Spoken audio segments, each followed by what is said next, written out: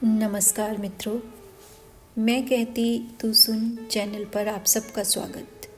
प्रस्तुत है बालमुकुंद गुप्त की व्यंग्य रचना शिव शंभू के चिट्ठे का 8वां चिट्ठा, जिसका प्रकाशन भारत मित्र पत्रिका में अक्टूबर 1905 ईस्वी में हुआ था।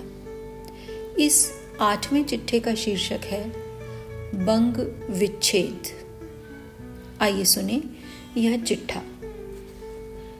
गत 16 अक्टूबर को बंग विच्छेद या बंगाल का पार्टीशन हो गया। पूर्व बंगाल और आसाम का नया प्रांत बनाकर हमारे महाप्रभु माय लॉर्ड इंग्लैंड के महान राजप्रतिनिधि का तुगलकाबाद आबाद हो गया। भंगड़ लोगों के पिछले रगड़ की भांति यही माय लॉर्ड की सबसे पिछली प्यारी इच्छा थी। खूब अच्छी तरह भंग घुटकर तैयार हो जाने पर भंगड़ आनंद से उस पर एक और रगड़ लगाता है। भंगड़ जीवन में उससे बढ़कर और कुछ आनंद नहीं होता। माय लॉर्ड के भारत शासन जीवन में भी इससे अधिक आनंद की बात कदाचित कोई न होगी, जिसे पूरी होती देखने के लिए आप इस देश का संबंध जाल छिन्न कर डालने पर भी उसमें अटके रहे। माय लॉर्ड को इस देश में जो कुछ करना था वह पूरा कर चुके थे। यहां तक कि अपने सब इरादों को पूरा करते करते अपने शासनकाल की इतिश्री भी अपने ही कर कमल से कर चुके थे। जो कुछ करना बाकी था वह यही बंग विच्छेद था। वह भी हो गया। आप अपनी अंतिम कीर्ति की ध्वजा अपने ही हाथों से उड़ा चले और अपनी आंखों को उसके प्रिय दर्शन से सुखी कर चले। यह बड़े सौभाग्य की बात है। अपने शासनकाल की रकाबी में बहुत सी कड़वी कसैली चीजें चख जाने पर भी आप अपने लिए मधुरेण समापयेत कर चले। यही गनीमत है। अब कुछ करना रह भी गया हो तो उसके पूरा करने की शक्ति माय लॉर्ड में नहीं है। आपके हाथों में इस देश का जो बुरा भला होना था वह हो चुका। एक ही तीर आपके तरकश में और बाकी था, उससे आप बंग भूमि का वक्षस्थल छेद चले। बस यहां आकर आपकी शक्ति समाप्त हो गई।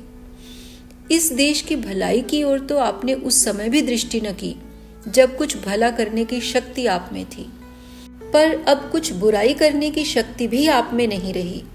इससे यहाँ के लोगों को बहुत ढाढ़स मिली है। अब आप हमारा कुछ नहीं कर सकते। आपके शासनकाल में बंग विच्छेद इस देश के लिए अंतिम विषाद और आपके लिए अंतिम हर्ष है। इस प्रकार के विषाद और हर्ष इस पृथ्वी के सबसे पुराने देश की प्रजा के बारंबार देखे हैं। महाभारत में सबका संहार हो जाने पर भी घायल पड़े हुए दुर्मद दुर्योधन को अश्वत्थामा की यह वाणी सुनकर अपार हर्ष हुआ था कि मैं 5 पांडवों के सिर काटकर आपके पास लाया हूं।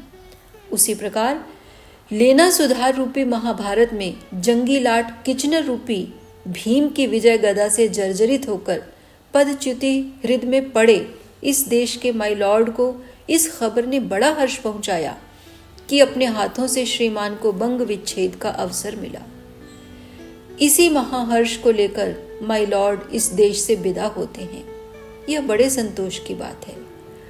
अपनों से लड़कर श्रीमान की इज्जत गई या श्रीमान ही गए, उसका कुछ ख्याल नहीं है। भारतीय प्रजा के सामने आपकी इज्जत बनी रही, यही बड़ी बात है। इसके सहारे स्वदेश तक श्रीमान मोछों पर ताव देते चले जा सकते हैं। श्रीमान के ख्याल के शासक इस देश ने कई बार देखे हैं।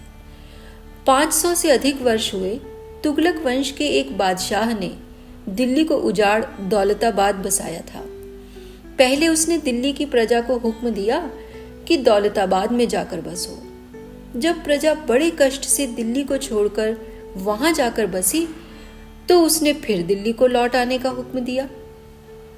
इस प्रकार 2-3 बार प्रजा को दिल्ली से देवगिरी और देवगिरी से दिल्ली अर्थात श्रीमान मोहम्मद तुगलक के दौलताबाद और अपने वतन के बीच में चकराना और तबाह होना पड़ा। हमारे इस समय के माई लॉर्ड ने केवल इतना ही किया है कि बंगाल के कुछ जिले आसाम में मिलाकर एक नया प्रांत बना दिया है। कलकत्ते की प्रजा को कलकत्ता छोड़कर चटगांव में आबाद होने का हुक्म तो नहीं दिया। जो प्रजा तुगलक जैसे शासकों का ख्याल बर्दाश्त कर गई, वह क्या आजकल के माई लॉर्ड के एक ख्याल को बर्दाश्त नहीं कर सकती है? सब ज्यों का त्यों है। बंग देश की भूमि जहाँ थी वहीं है, और उसका हर एक नगर और गांव जहाँ था वहीं है।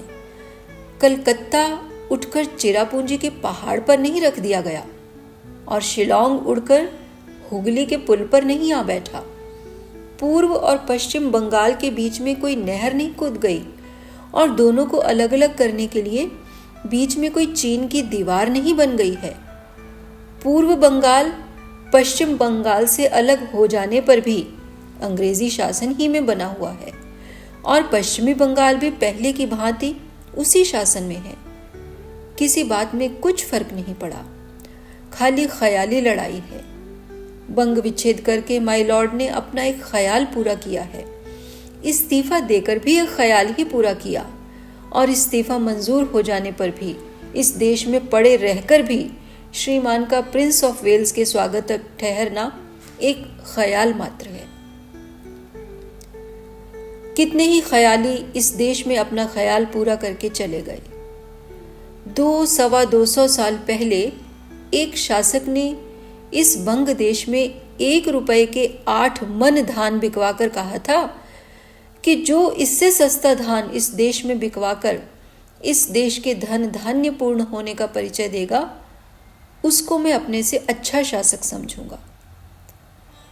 यह शासक भी नहीं है, उसका समय भी नहीं है।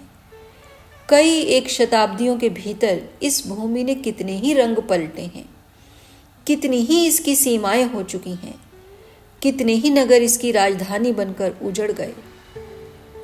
गौड़ के जिन खंडहरों में अब उल्लू बोलते और गीदड़ चिल्लाते हैं, वहां कभी बांके महल खड़े थे, और वहीं बंग देश का शासक रहता था। मुर्शिदाबाद, जो आज एक लुटा हुआ सा शहर दिखाई देता है, कुछ दिन पहले इसी बंग देश की राजधानी था, और उसकी चहल पहल का कुछ ठिकाना न था।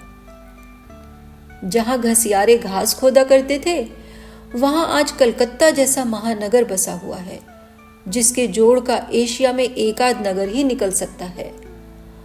अब माई लॉर्ड के बंग विच्छेद से ढाका, शिलोंग और चटगांव में से हर एक राजधानी का सेहरा बंधवाने के लिए सिर आगे बढ़ाता है। कौन जाने इनमें से किसके नसीब में क्या लिखा है और भविष्य क्या क्या दिखलाएगा। 2000 वर्ष नहीं हुए इस देश का एक शासक कह गया है, सैकड़ों राजा जिसे अपनी अपनी समझ कर चले गए, परंतु वह किसी के भी साथ नहीं गई। ऐसी पृथ्वी के पाने से क्या राजाओं को अभिमान करना चाहिए? अब तो लोग इसके अंश के अंश को पाकर भी अपने को भूपति मानते हैं। ओहो, जिस पर पश्चाताप करना चाहिए उसके लिए मूर्ख उल्टा आनंद करते हैं। वही राजा और कहता है, यह पृथ्वी मट्टी का एक छोटा सा ढेला है जो चारों तरफ से समुद्र रूपी पानी की रेखा से घिरा हुआ है। राजा लोग आपस में लड़ भिड़ कर इस छोटे से ढेले के छोटे छोटे अंशों पर अपना अधिकार जमाकर राज्य करते हैं। ऐसे क्षुद्र और दरिद्री राजाओं को लोग दानी कहकर जांचने जाते हैं। ऐसे नीचों से धन की आशा करने वाले अधम पुरुषों को धिक्कार है।